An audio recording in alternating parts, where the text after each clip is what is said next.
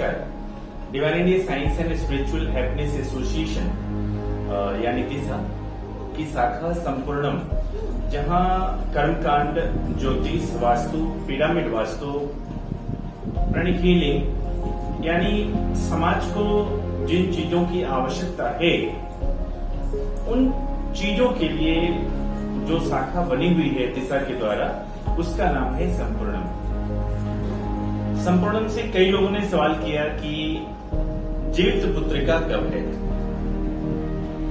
जीवित पुत्रिका जब जब आती है व्रत, तब तब एक प्रश्न खड़ा होता है कि कितने बजे खाना है और कितने बजे से नहीं खाना।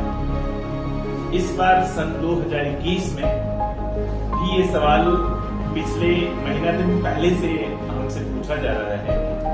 ब्राह्मण समाज में भी ये बात उठी है और सारे लोगों से ये प्रश्न की जा रही है। हमने सोचा चलो सारे लोगों के लिए एक संदेश दिया जाए कि जीवित पुत्रिका कब है। काशी विश्वनाथ वाराणसी का ये पंचांग है, महावीर पंचांग, जो कि जन सामान्य में मान्य है। पूरी दुनिया जिसको फॉलो करती है। पंचांग तो अनेक है। अब हम ये बताने का क्यों प्रयास करें कि इस पंचांग में ये लिखा हुआ है, इस पंचांग में ये लिखा हुआ है। मेरे सामने महावीर पंचांग है जो कि सर्वमान्य है, काफी दिनों से है। उसका मैं पेज नंबर उलटता हूं 25 के पहले 24 नंबर पेज पर आश्विन कृष्ण पक्ष का जो पेज है वो हमने पलटा और जीवित पुत्रिका की बात आती है। तो जीवित पुत्रिका के बारे में स्पष्ट रूप से जीवित पुत्रिका जो पुस्तक आती है उसमें स्पष्ट रूप से लिखा हुआ है कि सप्तमी मेधा अष्टमी नहीं करना है, अष्टमी मेधा, नौमी मेधा अष्टमी करना है, मतलब शुद्ध अष्टमी जो हो उसको करना है। इस बार जो संयोग बन रहा है वह संयोग है 28 तारीख को। अगर एक लाइन में कोई पूछे कि जीवित पुत्रिका कब है तो 29 तारीख को जीवित पुत्रिका है। इसमें सरगही है तो हाँ है, पारना है तो हाँ है।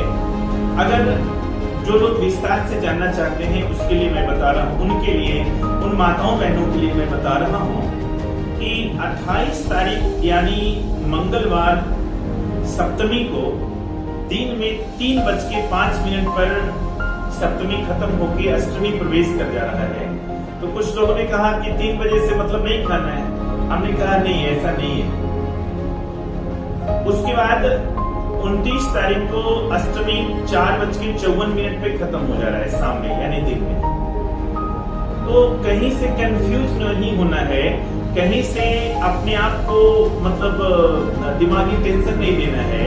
आराम से सरगही भी करना है और पारना भी करना है। सरगही मतलब जिस दिन द्वितीया है उसके पहले जो भोर होता है, ब्रह्म मुहूर्त होता है, सूर्योदय के पहले माताएं बहनें चीलो सियारिन और अपने पितरों को अलग अलग परंपरा के हिसाब से अपना लोग करते हैं, जो आप सबको पता है। हमारा मेन वीडियो संदेश देने का मतलब यही है कि जीवित पुत्रिका में कहीं से विभेद उत्पन्न न करें। 29 तारीख को जीवित पुत्रिका है यानी बुधवार को जीवित पुत्रिका का व्रत रखें, फास्टिंग जिसको कहते हैं। और 29 तारीख को व्रत रखने के बाद 30 तारीख के सुबह में अर्ली मॉर्निंग पारना कर ले, जैसे आप करती आ रही है। जीवित पुत्रिका व्रत आपको चाहिए तो इसी वीडियो में आपको लिंक दे दिया जाएगा, जो कि जीवित पुत्रिका आप कथा सुन सकती हैं। ठीक है, तो आज का संदेश यही। जीवित पुत्रिका बच्चों के लिए की जाती है, संतान के लिए की जाती है। तो संतान आपका अजर हो, अमर हो, यही शुभकामना है, मंगल कामना है। और हम बच्चों का एक कर्तव्य बनता है कि सभी संतान, चाहे वो लड़की हो या लड़का हो, सभी संतान मिल करके अपनी माता का कत्ल करें। अपनी माता को भगवती समान मान करके, अन्नपूर्णा समान मान करके, माता वैष्णो की, माता अन्नपूर्णा की तो पूजा बाद में करें, पहले अपनी माता की पूजा करें। तो ओम मातृ क्षणकमलेभ्यो नमः कहते हुए मैं अपनी वाणी को विराम देता हूँ। और संदेश यही है कि सन 2021 में जो जीवित पुत्रिका है वह 29 तारीख को है, सरगही भी है और पालना भी है। बहुत बहुत धन्यवाद। जय माता दी।